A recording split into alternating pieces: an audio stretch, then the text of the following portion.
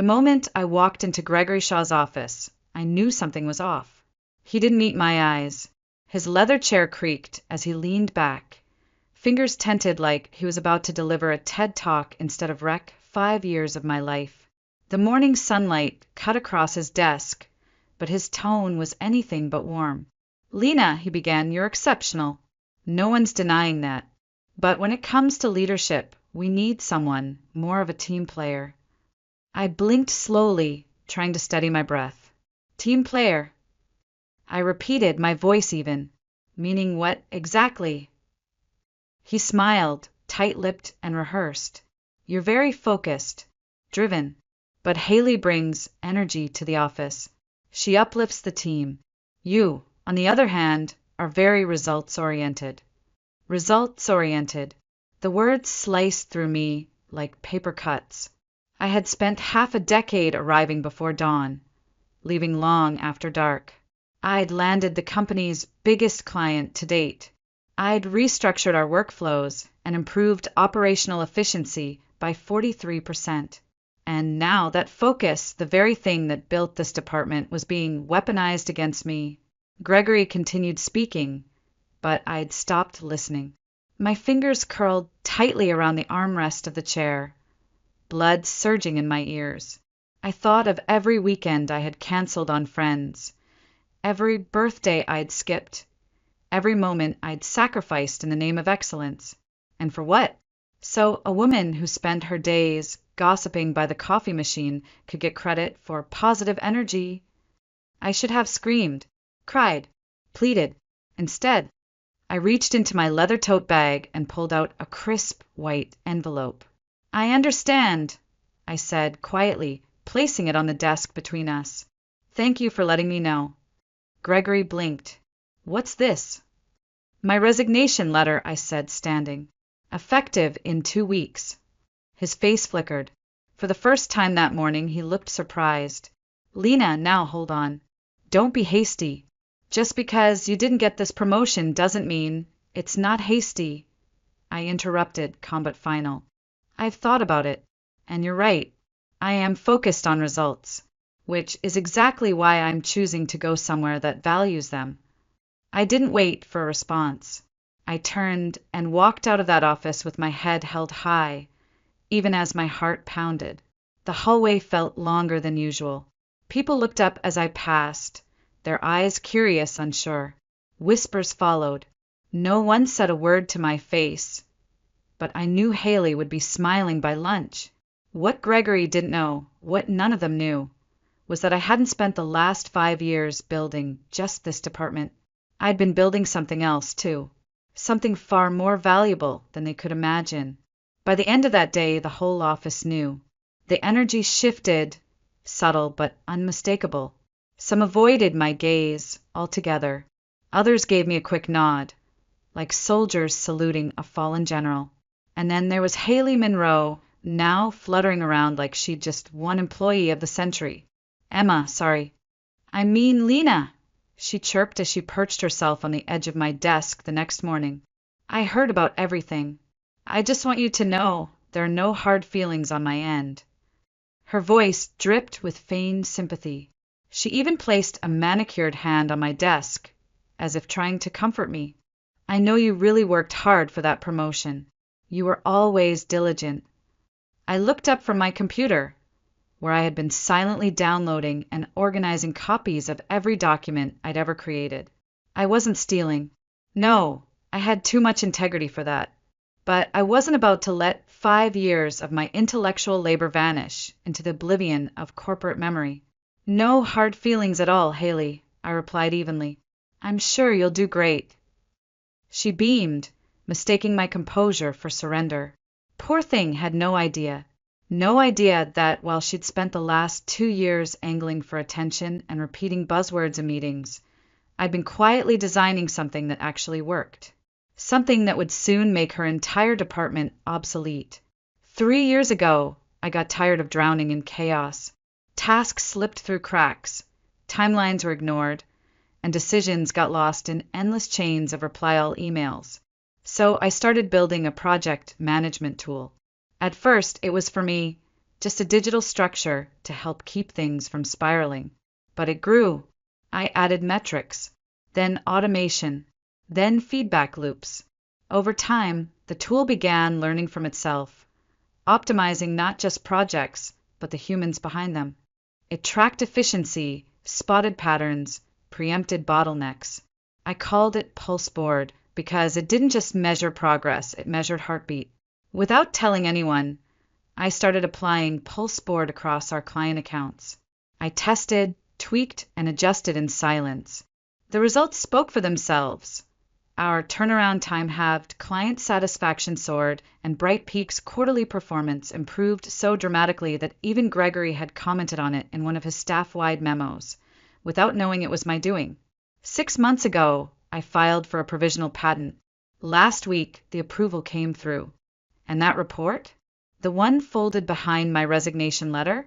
It detailed exactly how much money Pulse Board had saved Bright Peak over the last 3 quarters. I even included year-on-year comparisons, client testimonials, and internal benchmarks. Everything they needed to realize just how badly they'd messed up. And still, none of them had read it. Gregory had simply seen the envelope and assumed it was just my formal goodbye. Haley probably hadn't even noticed there was anything more than a 2-paragraph resignation template inside. No one at Bright Peak really knew how to look beneath the surface. They valued performance in theory, but only if it came wrapped in the right personality. So I kept packing my digital bags. No drama, no confrontation, just careful, deliberate preparation. I knew exactly what was coming. I just didn't know it would come sooner than expected. It was late Thursday afternoon when the email arrived. The subject line was simple: coffee. The sender? David Langford. I froze. David Langford was the CEO of Tech Solutions, the clean tech powerhouse that had quietly snatched 3 of our potential clients over the past year. He was known for spotting innovation before anyone else did. The fact that he even knew my name was unexpected. His message was short, professional, but unmistakably direct. Hi, Lena. I heard you'll be wrapping up at Bright Peak soon. I'd love to grab coffee, my treat. Saturday afternoon work for you? Warmly, David. I stared at the screen for a long moment, the cursor blinking like it, too, was holding its breath. Then I smiled. Saturday, 1 p.m., Cafe Greenleaf, Capitol Hill. I arrived early. David was already there, reviewing something on a tablet. He looked up, smiled, and stood to shake my hand. Lena Park, he said, like he'd been waiting to say it for a while. I've been watching your work for over a year now. And let me just say, those efficiency improvements at Bright Peak? Masterful. I blinked. You knew those were me? He laughed gently. Bright Peak didn't, but we did. The conversation that followed felt surreal. He didn't waste time. He walked me through the vision of Tech, their challenges, scaling global operations, their need for someone who could bring coherence to chaos. And then he leaned forward slightly and said something I will never forget. We don't want to hire you as an employee, Lena. We want to bring you on as a partner, with creative authority over systems design, full implementation rights across departments. And he smiled. Equity. For a second, the world seemed to go silent. Your system, he continued, whatever you're calling it, Pulse Board, we want to roll it out across our entire infrastructure. We've been waiting for the right person to lead that transformation, and we think it's you. I stared at the contract he slid across the table. The base salary alone was 3 times what I made at Bright Peak. Add the equity, the leadership role, the freedom, it wasn't just a job. It was a platform. I didn't hesitate. I'm in, I said, my voice steady, even as my heart thundered in my chest. David nodded, satisfied. Welcome to Tech, Lena. You're going to change the way we work. As I walked out of the cafe, contract in hand, I passed a group of Bright Peak employees seated near the window. They didn't notice me. Why would they?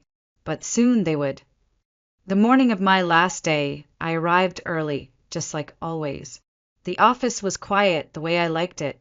Peaceful, efficient, everything in order. I was transferring the last few files to HR when the message popped up on my screen. Gregory Shaw would like to see you. Now.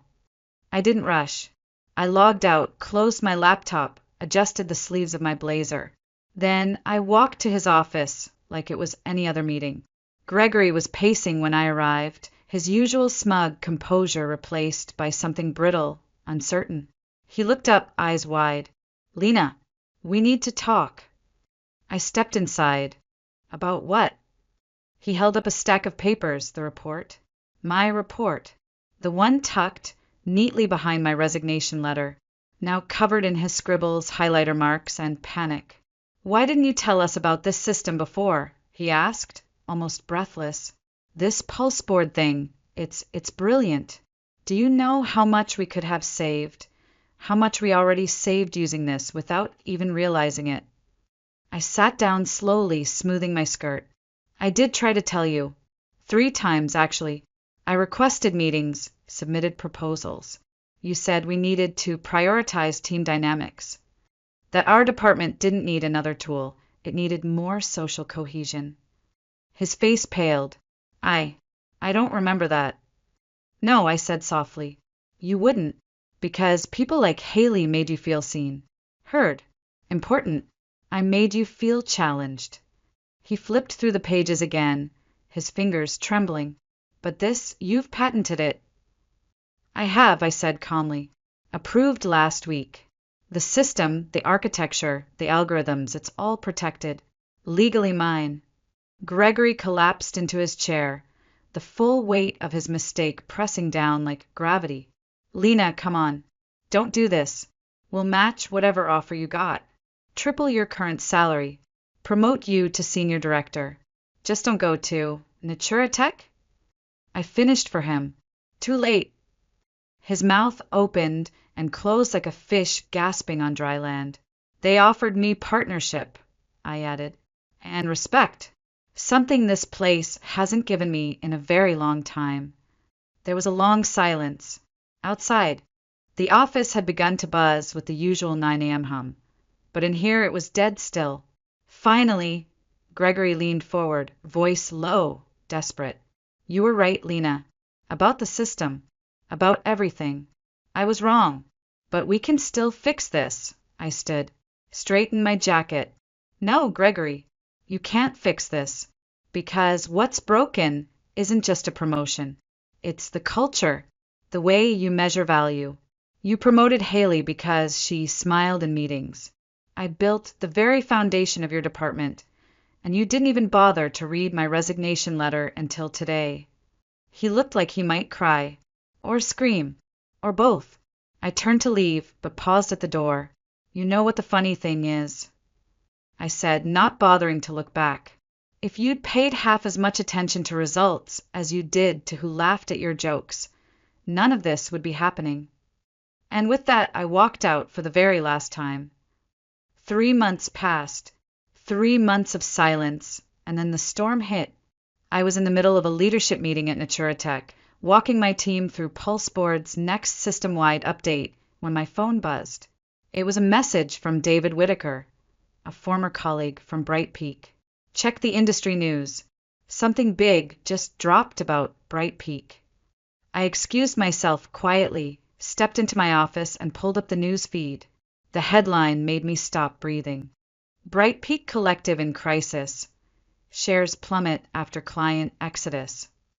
My eyes skimmed the article in a rush. 3 major clients had terminated contracts in the same quarter. A 4th had issued a public statement criticizing the firm's sudden decline in reliability. Project timelines had collapsed. Budgets were spiraling out of control. The company's stock had dropped by 29% in 1 week. I kept reading until one quote stopped me cold. The structure we relied on for years has disappeared, said Thomas Brooks, CEO of one of their largest former clients. Deadlines are being missed. Projects, once completed with military precision, are now tangled in confusion. It's like they lost their backbone overnight. I smiled, not out of malice, but recognition. They had. They lost their backbone when they lost me. Another message came through. David, Haley's melting down. She can't manage the team. Gregory's in panic mode. They don't know what they're doing. I set my phone down slowly, the weight of it finally lifting off my chest. The irony was almost too rich.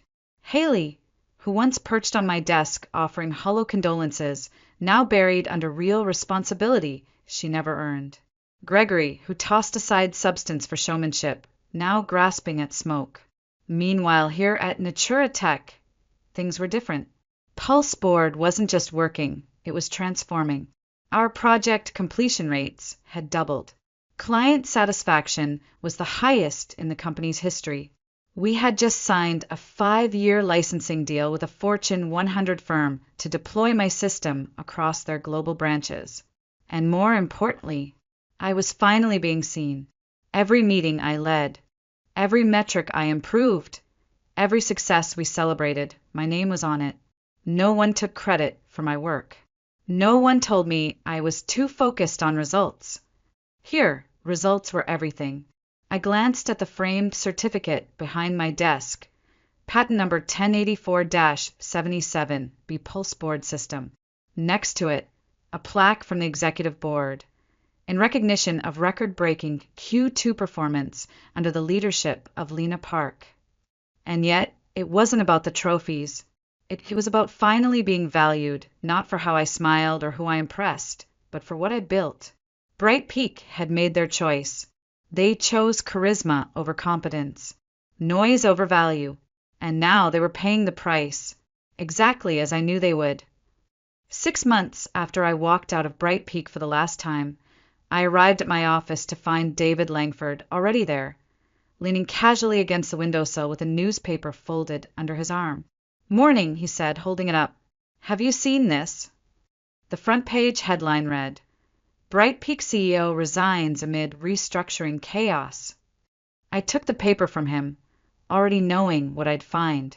Gregory Shaw had stepped down, or rather been pushed out. The board had launched an internal investigation into months of mismanagement, lost clients, and internal inefficiencies.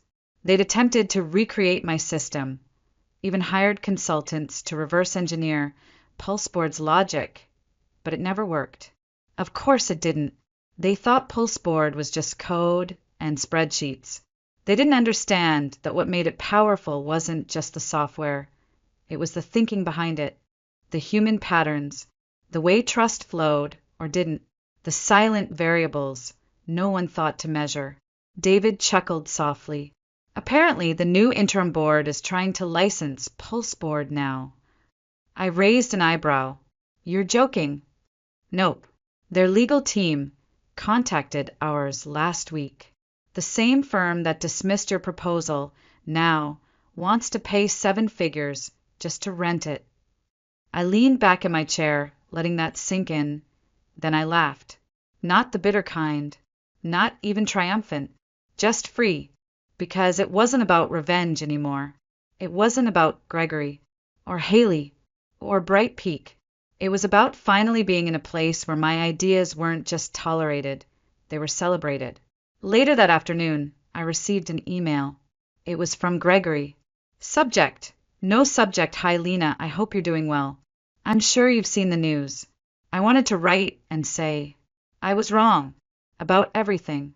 You were the foundation of our success, and I didn't realize it until it was gone. The system you built was light years ahead of anything we understood. I should have seen it. I should have listened. Before I left, I told the board that letting you go was the biggest mistake we made. I know it's too late, but I wanted you to hear it from me. Jessica resigned last month. Turns out running a team is harder than smiling in meetings. Anyway, I just wanted to say you were right. Results do matter. Wishing you all the best. Gregory the First, read it once. Then again. And for a brief moment, I felt something like closure. There was a time when an email like that would have meant everything to me, when I would have printed it out and pinned it to my wall like a trophy. But not anymore. Now, it was just a footnote in a story that had already moved on. I hit reply. Gregory, thank you for your message. You're right, results do matter. I wish you well in whatever comes next. Best, Lena, and that was it. No bitterness. No, I told you so. Just a quiet, full stop on a chapter that never deserved more. As I closed my laptop, I glanced once more at the framed certificate on the wall, my patent, and beneath it a new plaque.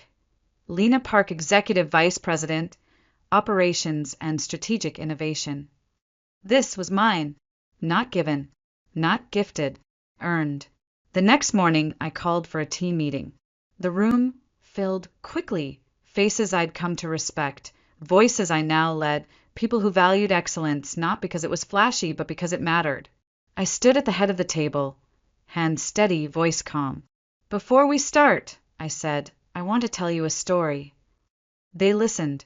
I told them, not in bitterness, not in blame, but in truth, about the place I left, about the moments I was overlooked, silenced, and told that being effective wasn't enough, about what it means to be quietly competent in a world that rewards performance over substance, and then about how the same qualities that once made me invisible had become the reason I was standing here. They leaned in, they nodded, some even smiled, because they understood. It wasn't just a story about a promotion denied. It was a story about value, how easily it's misjudged, how dangerously it's overlooked, and how powerful it becomes when finally recognized. I ended the meeting not with a cheer, but with a promise. That's the culture we're building here, I said. One where results speak louder than politics, where your worth isn't measured by how loudly you speak, but by the impact you leave behind. Afterward, I walked back to my office in silence. Outside the window, Seattle's sky had just begun to clear, the clouds parting over the skyline like something shifting inside me too. As I sat down, my phone buzzed again. Another message from David Whitaker. Bright Peak's board is asking if you'd ever consider returning as CEO. I stared at the screen for a moment, then typed back, Thanks, but I'm exactly where I need to be. And I was. Because true success isn't proving others wrong, it's proving yourself right. It's knowing your worth without needing it stamped by people who never saw you to begin with. It's building something better, not just for revenge, but for those who come after you. For the next Lena, still sitting in a gray cubicle somewhere, doubting herself because someone said she was too quiet, too serious, too focused on results. To her, I say this, don't change. Don't shrink. Don't water yourself down to fit a mold built for mediocrity. Because one day, someone will walk into your office, offer you a seat at the table you built, and call you by the title you earned, not because of who you charmed, but because of what you delivered. And when that day comes, smile, because they finally saw what they missed.